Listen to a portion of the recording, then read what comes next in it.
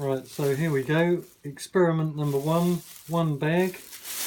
What you also need is a suction type spray gun, old one, whatever it is that you're going to put in the bag. Try and get as much air out of it as possible. And fold it back on itself a bit.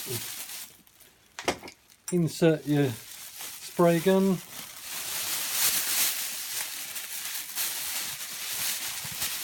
Wrap it around it.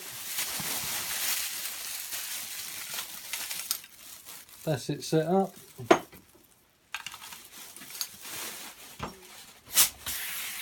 And then